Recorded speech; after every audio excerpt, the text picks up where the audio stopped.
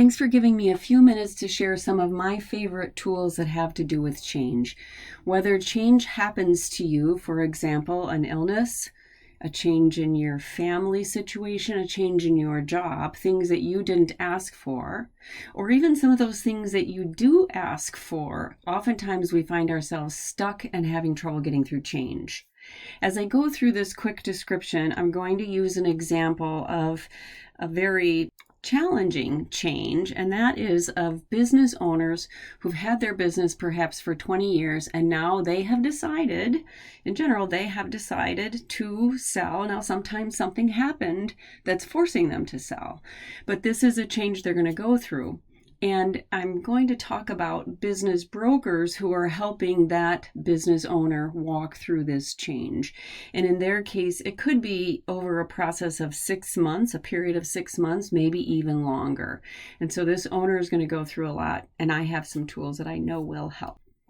First thing I'm going to talk about is resistance to change. As I was mentioning, no matter whether we choose that change or not, it's helpful to remember that we're often going to resist change. It's just human nature.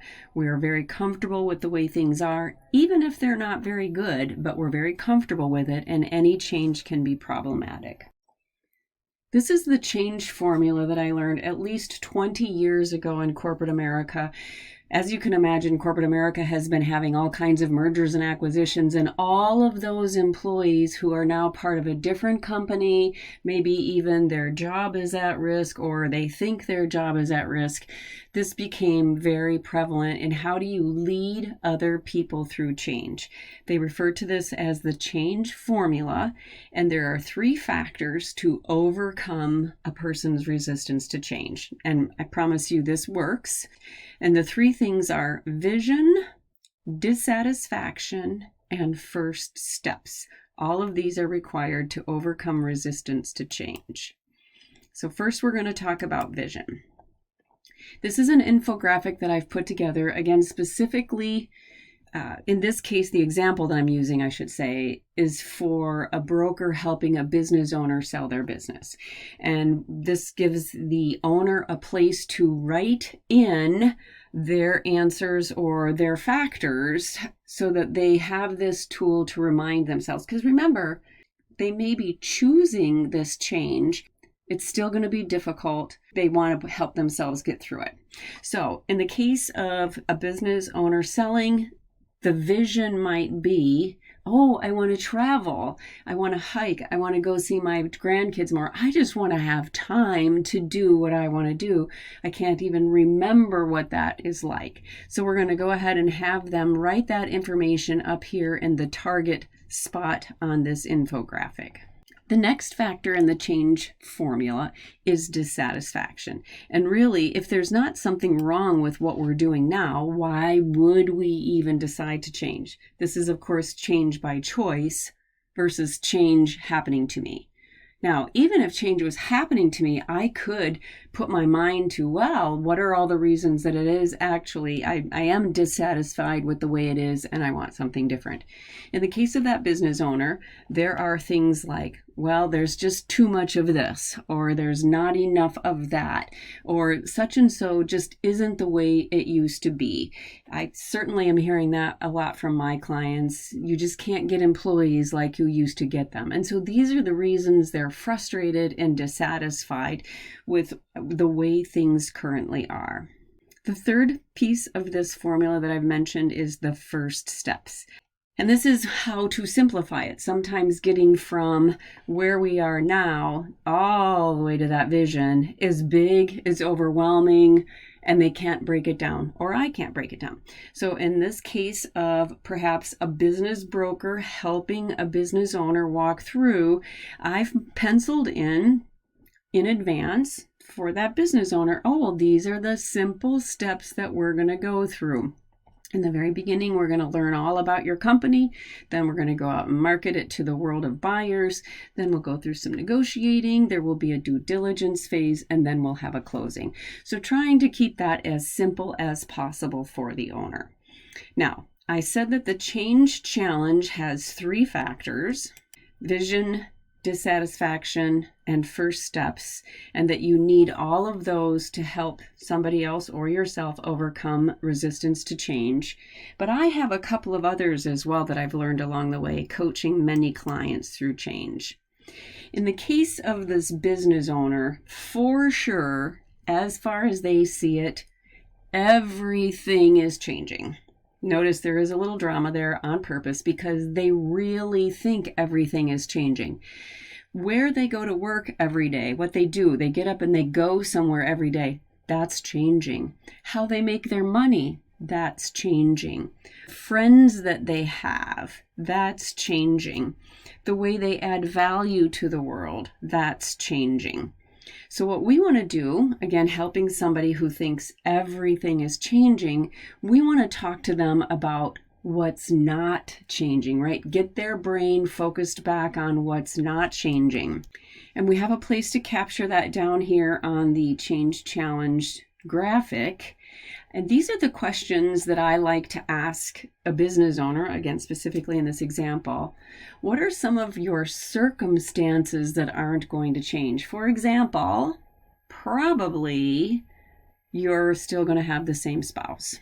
Probably you're not changing your home or moving to another state.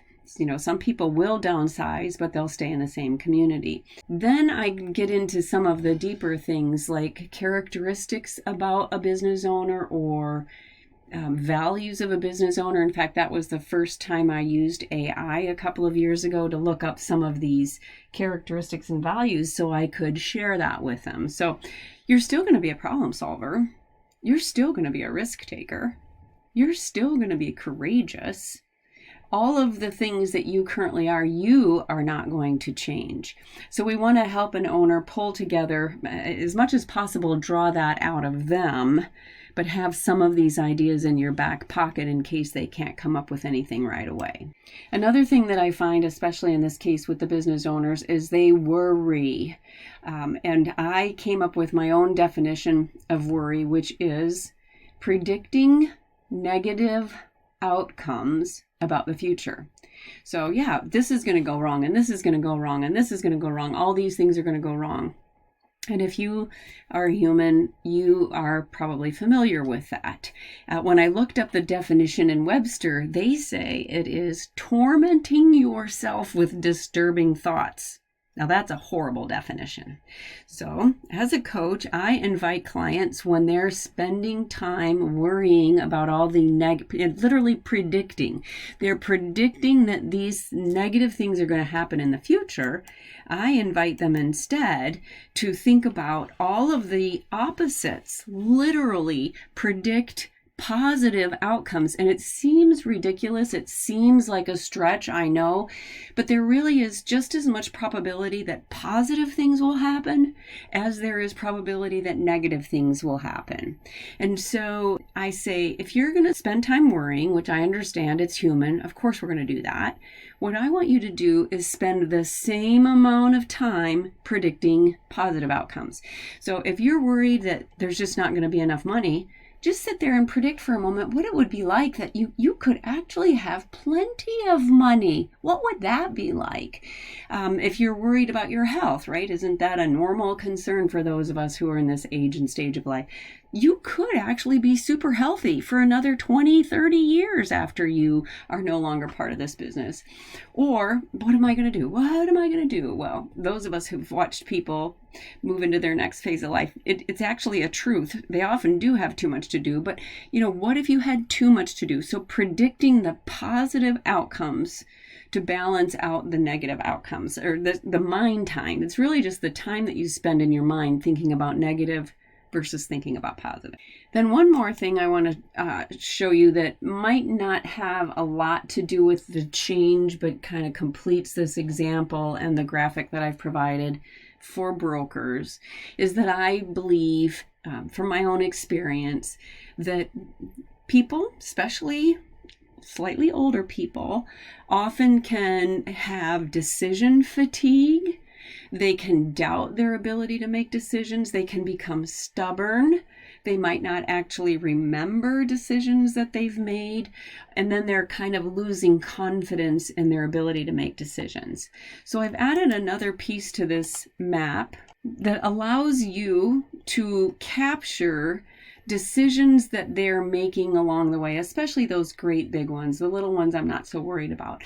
But let's say you're getting to the negotiation and they're starting to vacillate and have doubts and I don't know. You can always remind them, look, you are a good decision maker. You have been making decisions. Or perhaps they forgot a decision, so you can remind them. This, obviously, everything on this tool is optional for you to use, but I think that could be helpful. So the last thing I want to lead you with is how to use this tool, whether you're using the graphic or not. Your goal is to inspire people to change, not to tell them, buck up and change, buddy. Like, that will turn me off in a heartbeat. So what you're doing is trying to tap into their own desire to want change. If you're using that tool, or if you're using just paper, invite them to write their own responses in their own words, because otherwise, again, it's going to look like you're telling them to do something. And if you're doing this for yourself, it's the same thing. Write them down as you go. In fact, one of the greatest changes I made in my life was when I quit smoking, and I wrote, a whole page of reasons why I wanted to quit smoking, and I literally read it every morning for about a month. And it was the last and successful time that I actually quit smoking. When you're working with an owner who's going through change, put yourself in their shoes, because as I said, it feels like everything is changing. So if you were to just sit there for a moment and think about your job is gone, perhaps your health is gone, perhaps you can't drive anymore. I mean, this isn't necessarily what they're going through, but just put yourself in that state of everything is changing and they just want to hold on or run away. Affirm their progress through change. Remind them you are doing well. Even if you're, stepping a slight edge into flattery, just let them know, continue to encourage them. Validate the change that they're going through. This is hard. You're doing a great job. Keep going. It's going to get easier, and so forth. Ask them for responses and only make suggestions to start the flow of ideas. That's particularly helpful when it comes to that. What's not changing? Of course, they think everything is changing, so they're going to get stuck right there, and you're going to say, okay, well, what about your house? Is that changing? So just giving them a couple of ideas to get that flow going, and then keep asking them to write those things down. Use it over the journey. As I suggested, this is potentially a 6 to 18 month journey that business owners go through.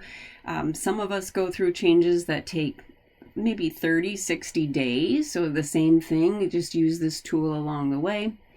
And if possible, have that business owner keep it so they know this is their change, not yours, and you're just helping them. Thank you so much for listening. I hope you find this tool helpful. And if you have any questions, please reach out. I would love to talk to you and help you with your own change or with the change that you're trying to lead other people through.